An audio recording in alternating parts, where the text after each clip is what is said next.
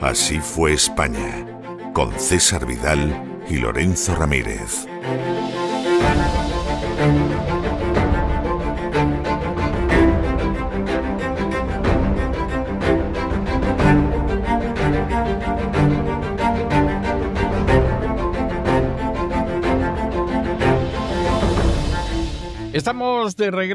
Estamos de regreso para comenzar ese programa doble y sesión continua que todos los lunes en La Voz dedicamos a la cultura hispánica. Empezaremos por la historia, empezaremos por el Así fue España, que ya saben ustedes que don Lorenzo, de la manera más generosa que se pueda imaginar, se queda unos minutillos más con nosotros en ese Así fue España. Le vuelvo a saludar. Muy buenas noches, don Lorenzo. Buenas noches y saludos cordiales, don César. Muy bien, y ya saben que después de que don Lorenzo se quede un ratillo cabalgando con nosotros y con el CID, pues lo que hacemos es que vamos a la segunda parte de ese programa doble y sesión continua que está dedicado al mayor legado de España, al acervo común de la humanidad, que es la lengua española. Vendrá doña Sagrario Fernández Prieto y con sus palabras al aire nos enseñará a hablar y a escribir un poquito mejor siquiera en español. Pero bueno, de momento, aquí estamos en el Así fue España y ya sabe usted cómo se había quedado la situación. O sea, aquí hay una situación complicada porque después de Sagrajas, desde el año 1088, que tuvimos ocasión de hablar de ello hace un par de semanas. Derrota de Alfonso VI. Terrible derrota. Bueno, don Rodrigo, es decir, don Rodrigo el Bueno, don Rodrigo Díaz de Vivar, trabajaba por formar en el Levante español un enorme protectorado y lo había conseguido, como tuvimos ocasión de ver la semana pasada, pero claro, era muy difícil que aquello se mantuviera en pie. A esas alturas, Alfonso VI, que era un personaje bastante insoportable, yo creo que eso lo hemos ido viendo con el paso de los meses y hoy lo vamos a confirmar, estaba intentando corregir la política que había llevado a cabo con los reyezuelos, los régulos, los reyes de los reinos de taifas moros, porque claro, los había tratado despóticamente con muy mal resultado. Es decir, al final esta gente había terminado llamando a los almorávides y efectivamente la situación era muy difícil. Claro, ya habían introducido un tercer actor. O sea, tendríamos taifas, tendríamos los reinos cristianos y entonces luego ya venían los del Magreb, los del Marrakech, ¿verdad? Liderados por ese Yusuf ibn Tasfin, esos almorávides, que introdujeron, otro elemento ahí, dado que las propias taifas se habían entregado en buena medida a ese pago de parias, incluso luchaban entre ellas y tenían conatos en los cuales buscaban de vez en cuando incluso alianzas en determinados reinos cristianos, que esto no es algo que fuera exclusivo de decir, como se ha intentado presentar en la actualidad, sobre todo muchos historiadores actuales, sino que era algo común, esas alianzas interreligiosas, vamos a denominarlo así. Era totalmente normal y era lo habitual. Claro, aquí había un problema que apuntamos a él hace varias semanas, pero que tenía un enorme peso, y es que los alfaquíes, que eran los maestros de la ley islámica, pero no en un sentido tanto académico como en un sentido religioso, era el clero musulmán, por decirlo de una manera impropia, pero que se entienda, eran partidarios de los almorávides. Y eran partidarios de los almorávides fundamentalmente por dos cuestiones. La primera, porque los almorávides insistían, enfatizaban, subrayaban que no podía haber más impuestos que los que aparecían en el Corán y en la Suna. Y entonces este tinglado que tenían montado los reinos de taifas para exprimir a la gente fiscalmente, los alfaquíes decían que era totalmente contrario al Islam. en lo que coincidían con los almorávides, como tuvimos ocasión de ver. Pero luego, en segundo lugar, porque claro, los almorávides, el Corán se lo tomaban en serio, cosa que no se podía decir ni mucho menos de esos reyes ya españoles, aunque fueran musulmanes. Ni siquiera de los de Taifa, muchas ocasiones. Exactamente, claro. Efectivamente. De tal manera que a Yusuf no dejaban de regalarle los oídos los alfaquíes, diciendo que efectivamente tenía que ponerse serio y acabar con toda esta gentuza, esta ralea de reyes de taifas, y en un momento determinado los reinos de taifas se dieron cuenta de que Yusuf regresaba por tercera vez y esta tercera vez podía ser la vencida, de manera que el rey de Granada, como otros, incluido el mismo Motamid, empezaron a establecer conversaciones secretas con Alfonso VI, el emperador. Conversaciones secretas en las que le decían que estaban dispuestos a entregarle tropas, que estaban dispuestos, por supuesto, a seguir pagando las parias, siempre que les ayudara a enfrentarse con un nuevo desembarco de Yusuf, el emperador de los almorávides. Y en este sentido, incluso estaban dispuestos a entregar su reino siempre que se les dejara quedarse como gobernadores del reino, aunque fuera formalmente sometido a Alfonso VI, el emperador. Hacia junio de 1090, Yusuf vuelve a desembarcar por tercera vez en Algeciras. Los emires de Andalucía, los régulos de los reinos de taifas, no tienen la menor intención de ayudarlo, porque empiezan a temer que los próximos que van a caer van a ser ellos, y no paran de ponerle obstáculos para colaborar con él, porque además Yusuf venía con la idea de que iba a recuperar Toledo. Toledo tenía una enorme importancia, la toma de Toledo sin duda es el aspecto de la reconquista impulsada por Alfonso VI más relevante, y entonces aquí la idea es que este viene a recuperar Toledo, a nosotros que no nos ponga en medio. La verdad es que hasta el Tajo y hasta Toledo llegó Yusuf, pero claro, Alfonso VI había pertrechado magníficamente Toledo con bastimentos, además el rey de Aragón, Sancho Ramírez, acudió a su lado y finalmente Yusuf tuvo que retirarse de la capital toledana sin conseguir nada, lo cual, como no es difícil de entender, a los musulmanes convencidos, que no eran ni mucho menos los reyes de taifas, pues aquello les sentó fatal. Y les sentó tan mal, tan mal, tan mal, que en un momento determinado los alfaquíes deciden emitir dos fatuas o dos dictámenes jurídicos que eran enormemente importantes, porque en esas dos fatuas, en la primera establecen que los reyes de Granada y de Málaga, que eran además hermanos, habían perdido el derecho al trono y lo habían perdido por el desapego que mostraban hacia la ley coránica. Y la segunda, y esta todavía era más importante, ya no se podía decir con más claridad, la segunda fatua establecía que Yusuf, el emperador de los almorávides, no solo podía, sino que tenía la obligación de imponer la legalidad islámica a los reyes andaluces, de manera especial en lo que a impuestos se refería. De manera que, claro, ya se puede uno imaginar el mal cuerpo que se les puso en ese momento a los emires, a los reyezuelos de los reinos de taifas. Porque ahí ya hay un cambio de categoría, ya no es que él interviniera, ayudara o echar una mano o en buena medida pudiera servir de defensa, es que a partir de ese momento ya se iba a implicar directamente Yusuf y los almorávides en la consolidación del poder en varias taifas del Andalus, ¿no? Efectivamente. Y además aquí había una cuestión que es que era de sentido común. Es decir, los alfaquíes insistían en que los impuestos no podían ir más allá de lo que establecía el Corán y la Suna. Vale. Desde el punto de vista de la legalidad islámica, eso no tenía más vuelta de hoja. Estaríamos hablando del impuesto obligatorio para musulmanes, la caridad, el zakat, luego el que debían pagar comunidades no musulmanas, como los cristianos, en teoría a cambio de protección, y luego algunos tributos sobre producción y comercio, pero lejos de las parias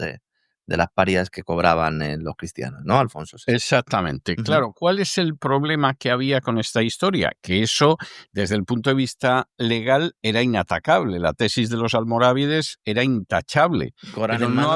Pero no había Claro. manera de mantener los enormes pesebres de los que vivían maravillosamente los reyes de Taifas.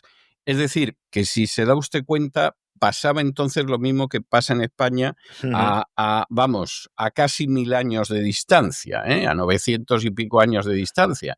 Es decir, ¿había dinero con el impuesto habitual para mantener el aparato del Estado? Sí. ¿Había dinero para la vidorra que se pegaban los reyes de Taifas? En absoluto, y desde luego, pensar que iban a abolir impuestos, ni lo más mínimo.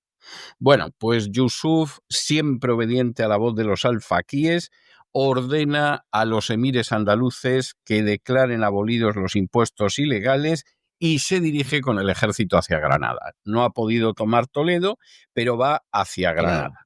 Bueno, el rey de Granada, Abdallah, que ve venir a Yusuf, dice, bueno, aquí se han acabado mis días, pide ayuda a Alfonso VI.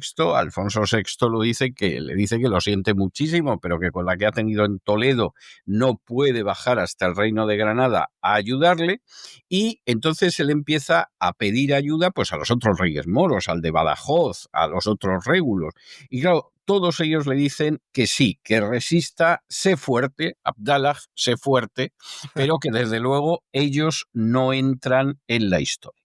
Y en este sentido, pues efectivamente, cuando Yusuf llega ante Granada un 8 de septiembre del año 1090, pues a Abdallah no le queda más remedio que rendirse. Y entonces... Bueno, de hecho es que hasta le da comida. Es decir, cuando él estaba asediando Granada, dice, oiga, darme suministro de víveres para mi ejército y pienso para mis caballos, y el señor de Granada se los proporcionó, César. Efectivamente. Y entonces, bueno, pues aquí Abdallah es destronado, su hermano Temín, que era el rey de Málaga, es destronado, y eso sí, Yusuf procura no ser excesivamente duro con ellos, los embarca junto con sus harenes y su familia hacia Marruecos. Allí les asigna una pensión vitalicia, pero esto de estar viviendo aquí como vivían en Granada y como vivían en Málaga pasó totalmente a la historia. Es decir, aquí no hay nada que hacer. Yusuf decide en el mes de noviembre... No se quedó ahí, ¿no? No se queda ahí. No se iría subiendo. Él primero sigue, Almería, ¿no? Bueno, eso es un poco posterior. Lo que hay es primero esa toma de Granada, la toma del reino de Málaga, y entonces Yusuf decide reembarcar en noviembre para África. Bien es cierto que aquí los alfaquíes todavía redactan una fatua mucho más explícita y le dice que, bueno, que si no consienten acabar con todos estos reyes, pues efectivamente lo tiene muy mal ante Allah, porque Allah lo que desea es que acabe totalmente con ellos. Esta es la situación en la que estamos. El emperador, que se encuentra con el hecho de que Yusuf ha dejado a un general almorávide, Sir Ben Abu Bekr, que era primo suyo, al frente de las tropas, bueno, pues evidentemente Abu Bekr o Sir Ben Abu Bekr inmediatamente empieza a dar leña en todas las direcciones.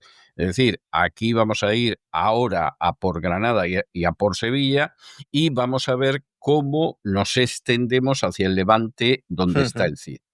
El emperador, la verdad es que no quería enfrentarse con Sir Ben Abu Bekr en el campo de batalla porque se temía lo peor y porque había tenido una experiencia desastrosa en Sagrajas que contamos en su día. Y entonces lo que sucede es que piensa en distraer fuerzas que van hacia Sevilla yendo hasta Granada, que habían ocupado hacía 6 meses los almorávides y que Alfonso VI pensaba que en algún momento, pues bueno, como la población no está nada contenta, se va a sublevar contra los almorávides y algo vamos a poder hacer.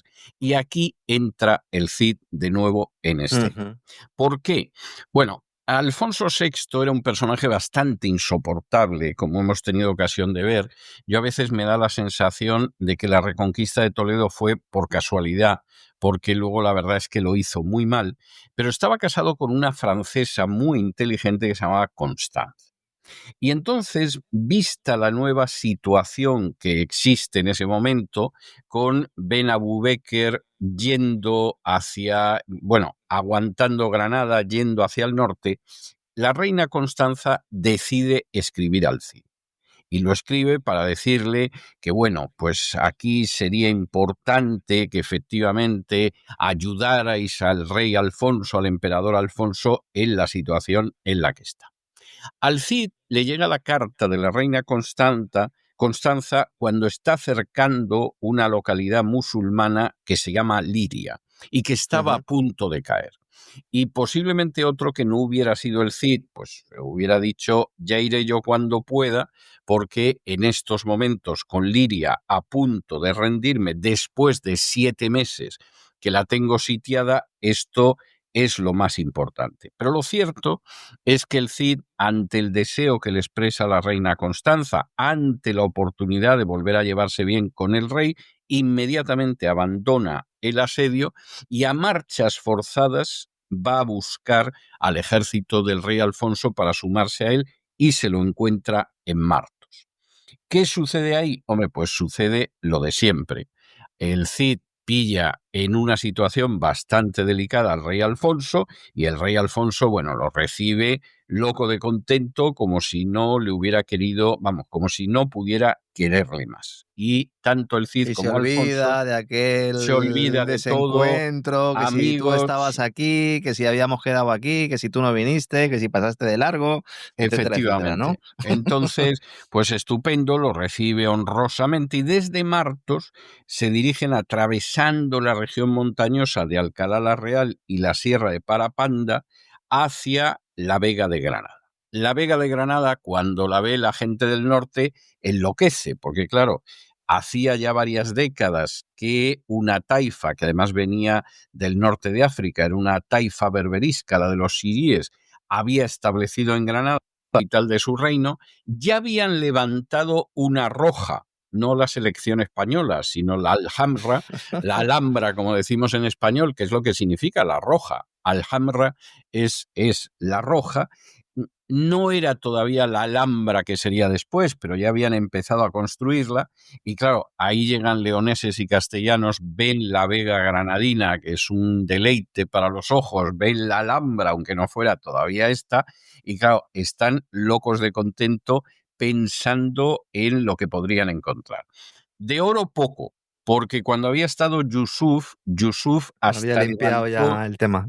levantó los suelos, abrió las cañerías, literalmente abrió las cañerías de palacio y hasta miró en las atarjeas a ver si por donde discurría la orina y los excrementos no habían metido estos también monedas de oro. O sea, Yusuf sería muy austero en su vida privada, pero vamos, lo de Granada lo enloqueció y procuró llevarse hasta los botones de la gente. O sea, aquello fue tremendo. Pero bueno, esto no lo tenía muy claro Alfonso y llega allí. Cuando finalmente acampan en Elvira, el último en llegar, porque claro, había obligado a sus tropas a ir a marchas aceleradas, a marchas forzadas, es el Cid. Pero cuando llega allí, para que no dé la sensación de que llega el último y rehúye estar el primero en la batalla, se coloca en la sierra, se coloca por la Vega de Granada, dejando a Alfonso en la sierra. En el sentido de aquí que no se preocupe el rey, que los primeros que vamos a entrar a mandoblazo limpio somos nosotros. Mal hecho, porque al rey esto le parece mal. O sea, al rey le parece que aquí se ha pasado esto de colocar las tiendas ahí y de esa manera. Van a estar delante de Granada 6 días. En 6 días los almorávides no salen, O sea que evidentemente ni la menor intención de entablar batalla en campo abierto. Ellos se dan cuenta que Alfonso no puede estar mucho tiempo ahí, y Alfonso se da cuenta de que dentro no hay tanto malestar como para que se alcen contra los almorávides y él pueda atacar la ciudad. Y al cabo de 6 días, viendo que aquello no es ni son ni arre, da orden de regresar a Toledo. Y efectivamente, pues lo que sucede es que el Cid va con él también. ¿Qué pasa? Pues que como el Cid de nuevo va en plan sumiso, Alfonso dice, bueno, mira, a mí me parece ya que me está molestando, y el Cid tiene un nuevo encuentro con Alfonso en el cual Alfonso le llama de todo. Le dice que efectivamente es intolerable la forma en que se ha comportado, cómo ha colocado las tiendas delante de las suyas en la Vega de Granada, y en un momento determinado le amenaza con la prisión.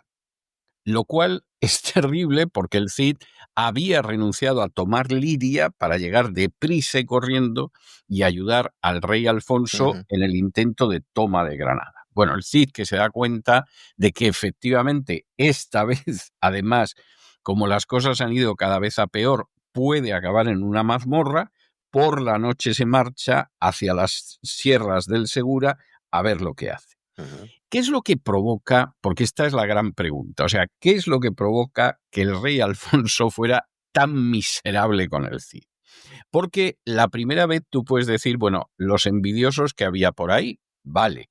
Pero es que el Cid siempre se comporta de una manera noble. Cada vez que lo necesita, deja lo que está haciendo, va a marchas forzadas, intenta realmente comportarse con él de manera extraordinaria, crea un reino en Levante, que es una cadena de protectorados que coloca bajo Alfonso VI en vez de coronarse él como rey. ¿Qué pasa con Alfonso VI y el Cid? Y esto casi es la pregunta del millón. Alguno diría que Alfonso VI no soportaba al Cid porque era consciente de su superioridad. Y esto, desgraciadamente, en la historia de España es muy común. Es decir, el gobernante que busca rodearse de imbéciles porque los imbéciles así no hacen sombra. Y José Iba a Luis preguntar se si siente se había tranquilo. montado una radio Alfonso VI también. Sí, bueno, pues seguramente lo hubiera hecho. Pues efectivamente, aquí lo que sucede, pues es que una de las razones es que seguramente no soportaba al Cid. El Cid era un personaje de una enorme nobleza, era un personaje de una inmensa generosidad, era un personaje de una eficacia en el campo de batalla, que vamos, Alfonso VI e incluso Álvar Fáñez, que era al que llevaba para este tipo de historias, no se acercaban ni de lejos. Y puede ser simplemente la reacción psicológica del que sabe que es inferior y no tolera que alguien que está más abajo en la escala de mando sea superior a él. Y esta es una posibilidad. Pero hay otro elemento que a mí me parece que es muy importante, y es la segunda vez que Alfonso vuelve a incurrir en el mismo error.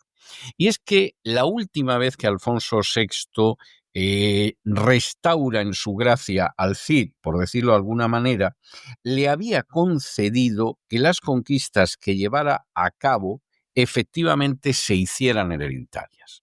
Es decir, no es que disfrutara él de esas conquistas y luego eso quedaba incorporado no solo como vasallo, sino como propiedad de la corona, sino que le había dicho, bueno, esto es hereditario y va a pasar de padres a hijos después de tu muerte. Y en un momento determinado, Alfonso vuelve a cometer el mismo error. Es decir, esto está chupado, esto es fácil. Al Cid le ha ido bien porque esto está que se cae.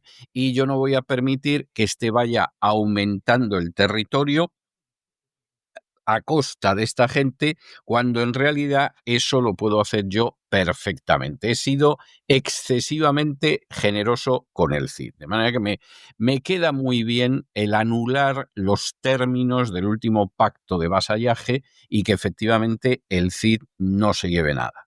¿Qué pasa mientras tanto? Y esto es algo bastante importante. Bueno, pues que el general almorávide Sir Ben Abu Bekr continuaba librando la guerra contra Motamid, Este era un pariente, además de Yusuf, ¿no? Este general era un pariente general, suyo. efectivamente, era un primo. Y entonces, traían máquinas, por lo visto, también, ¿no? Ingenios de guerra se traían. Porque ya la poliorcética la estaban controlando. Eso es. Para la gente de la LOCSE, la poliorcética es la parte de la táctica militar que se refiere a las armas, por ejemplo, para los asedios, etcétera. Eso etcétera, es, ¿no? algunas que venían de origen bizantino incluso. Efectivamente. Entonces, Sir es un personaje que era muy eficaz.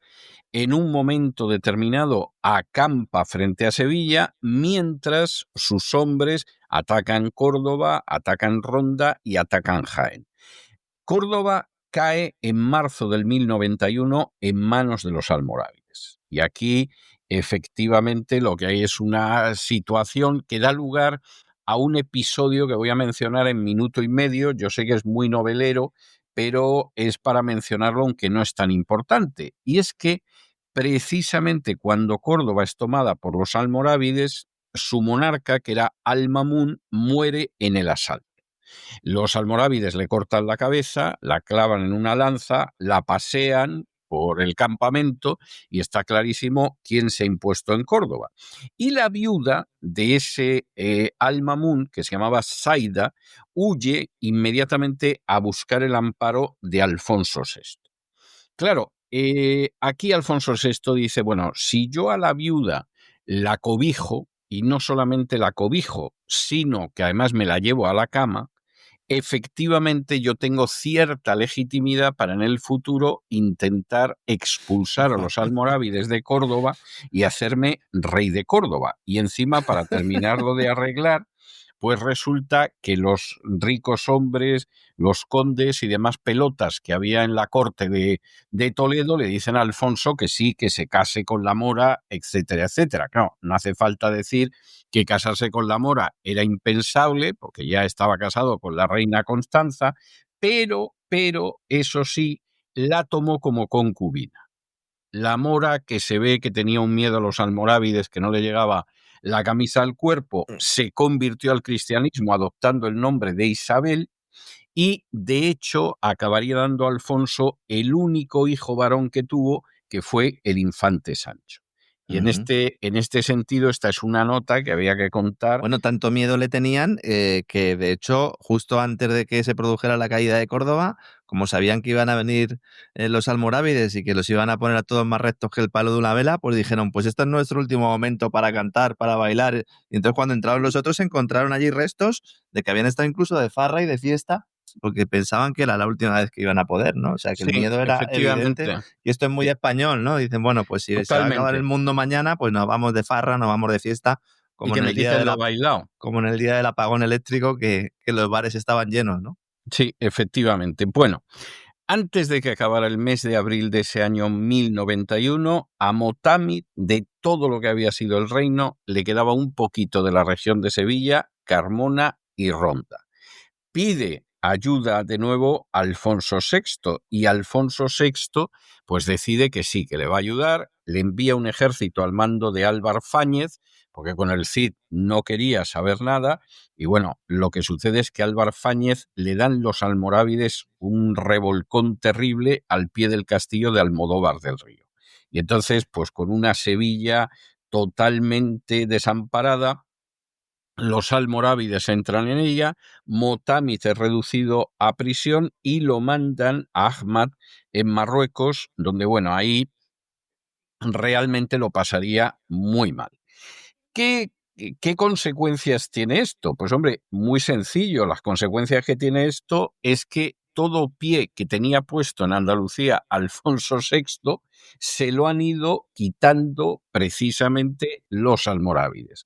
Inmediatamente después de la caída del reino de Sevilla, cae el reino de Almería, al que usted mencionaba antes. Después de eso cae el castillo de Aledo, del que ya hablamos, y a Alfonso no le queda en tierra de Andalucía absolutamente nada. Y para que la gente que nos escuche se dé cuenta de lo que esto significó, hay que decir que en un año apenas los almorávides se habían apropiado de 4 reinos que había en el territorio de la actual Andalucía. De hecho, el único reino que respetaron fue el de Badajoz, porque efectivamente era un reino que de alguna manera se llevaba bien con los almorávides, porque si no, el reino de Badajoz hubiera caído. ¿Qué pasa con el Cid mientras Que además tanto? lo hace, perdona, don César, en muy poco tiempo. Es decir, Almería cae en septiembre del 1091 y en octubre ya caen Úbeda, Jaén, Murcia, Sátiva, Denia, y ya con la mirada puesta en Valencia, que luego pues ya lo veremos, ¿no? Como el Cid tuvo que volver, ¿no? Evidentemente. Efectivamente. Bueno, ¿qué hacía el Cid mientras tanto? Bueno, el Cid tiene muy claro que viendo lo mal que lo está haciendo su pésimo rey, la única salida que él tiene es afianzar la Claro. posesión que tiene en Levante. Y entonces él se establece en el Valle de Albaida, no en la porción más alta de Onteniente, Ontinyent, que ya había estado allí en el otoño del 1089, sino en una parte que está bajo la sierra de Benicadel. Y tengo que decir que además esta es una región que no es tan rica como la de Onteniente, pero sin embargo, en términos militares, era mucho más importante. Benicadel es un nombre que es una deformación, que quiere dar un aire árabe a un nombre que ya tenía la sierra entre los mozárabes. De hecho, llamaban a esa zona Peña Cadiella, esto sería la Peña Cachorra, que efectivamente es un nombre que expresa un contraste con la prolongación más occidental de la sierra, que tiene un pico muy cercano, que es el pico de Moncabrer, que tiene unos 1.400 metros, mientras que el pico de la Cadiella es un poquito más bajo, son 1.100 metros.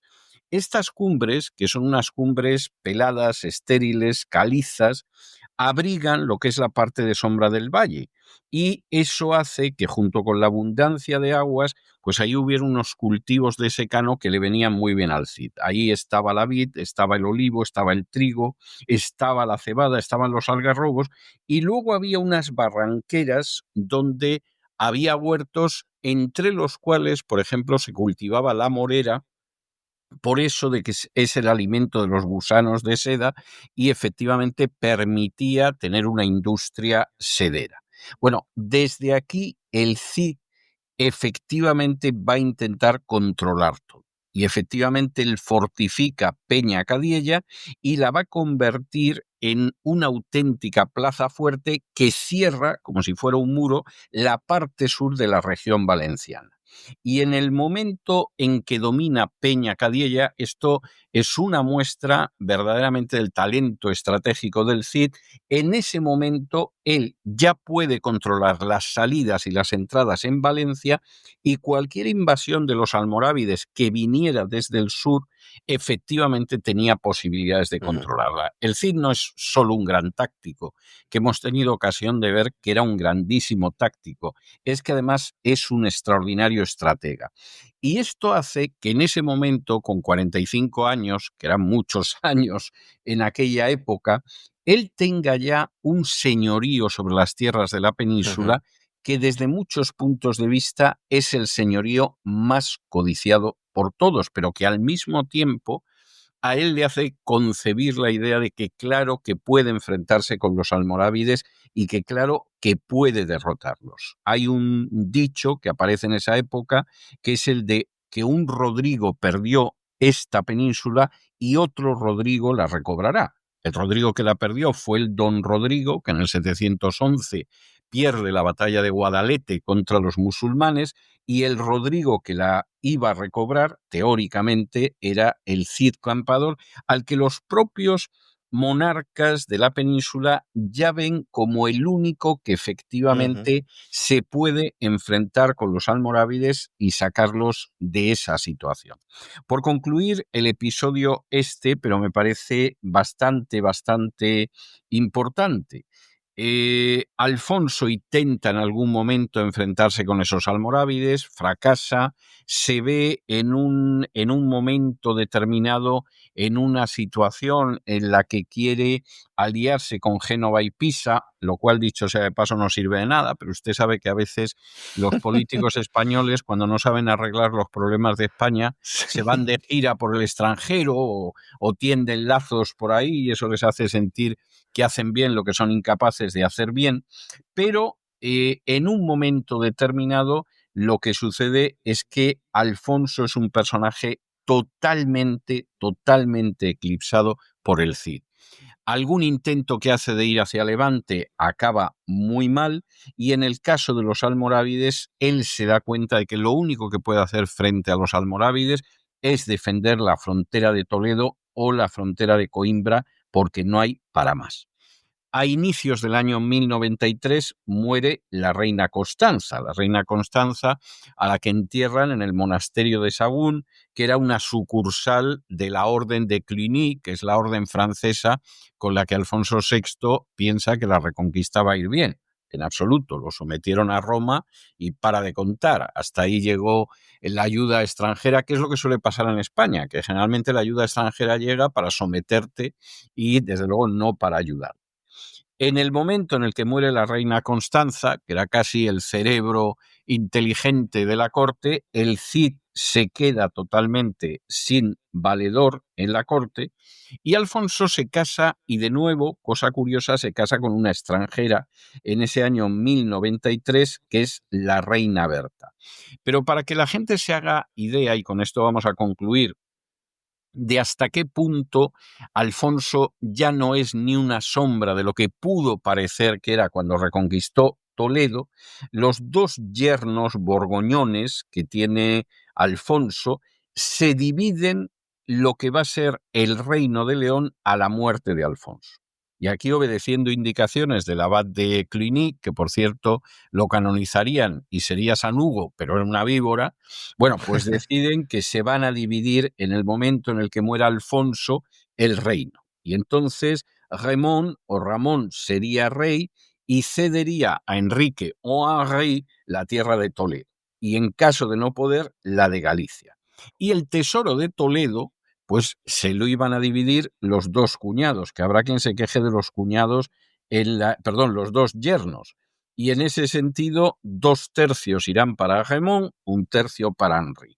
Lo cual quiere decir que cuando todavía le quedaba de vida 15 años a Alfonso VI, aquella corte olía a cadaverina, olía a muerto, y olía tan a muerto que los yernos ya se estaban repartiendo el reino y el tesoro.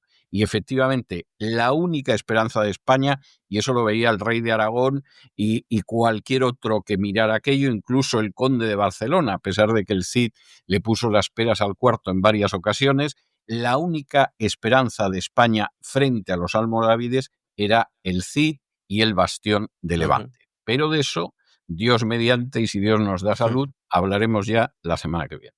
Un placer, don César, como siempre, aprender con usted y acompañarle todos los días en este viaje, y vamos a ver cómo al final los almorávides lo intentaron en Valencia, pero con una operación de bandera, no de bandera falsa, pero sí un trabajo interno, un inside job. Sí, un inside job. Sí, porque él tenía controlados los que estaban fuera, pero quizás no tanto a los que estaban dentro de la propia Valencia, y veremos ese intento de golpe que motivó no solo que tuviera el Cid que actuar, sino también luego futuras incursiones almorávides con más recursos desde el norte de África que, como veremos, pues cayeron en saco roto, ¿no? Prácticamente hasta ya la muerte del Cid también, ¿no? Porque ya tampoco quedarían muchos años para la muerte del Cid, ¿no? Ahora, parece mentira que estemos en el siglo XI y parezca que estamos en el siglo XXI. Sí, es verdad. Si nos escuchara alguien y cambiáramos los nombres, unos nombres por otros, ¿verdad? Sí. O dijéramos X o Y, podrían de verdad pensar que estamos en una época actual.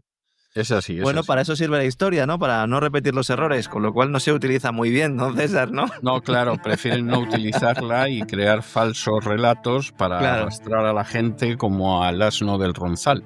Pero, en fin, por eso intentamos arrojar luz sobre la verdadera historia. Un abrazo muy fuerte, don Lorenzo. Hasta mañana. Un abrazo, hasta mañana, don César.